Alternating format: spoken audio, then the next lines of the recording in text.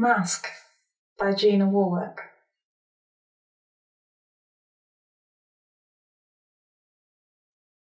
I wore that mask for many years. It was forged by my own insecurities and it contained all my doubts. Despite the discomfort, I wore it without question. I believed in the identity it portrayed and I presumed it was mine.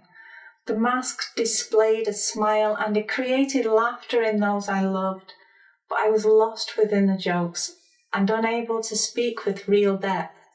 I was absent from the conversation. My lips would move without my true voice being present. I was invisible to myself and others, yet I believed I could be seen. It took me a long time to realize that I was wearing a disguise.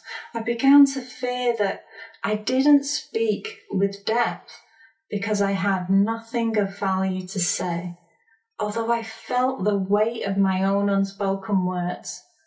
I didn't know how to express myself until I placed my pen to paper. My voice was within my art, but the language spoken wasn't always understood. I felt the frustration of not being heard, but I was still speaking, and for a while, that seemed to be enough.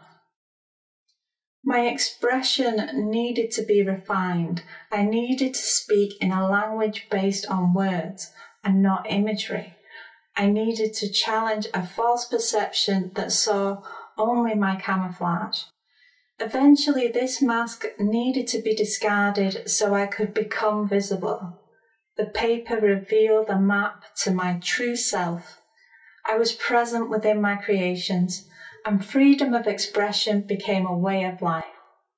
My face was open to the sunlight, and I was clearly visible, but people would kneel as though speaking to a child, and they would talk to the mask that had been rejected. My true face was misunderstood as another joke. Without my mask, my face was open to a higher level of sensation. I was exposed to the world, and I could feel the egg slowly travel across my face. I was trapped in a false perception, and I felt the sting of humiliation. People viewed the removal of pretense as the application of a false persona. They believed this mask contained my every truth, and they struggled to accept that I could be something more. People saw artifice where integrity was present. They saw a pretender and demanded that I cease. They couldn't see my heart vulnerable to their words, and I felt the pain of their criticism. With a mask as a shield, this sorrow could have been avoided. I was facing the consequences of many past mistakes. I'd nurtured a false perception as though it were the truth. I became trapped in the illusion. The escape was difficult, but eventually I found my way. I'm now present in my conversations, and I'm visible to those who hear my voice.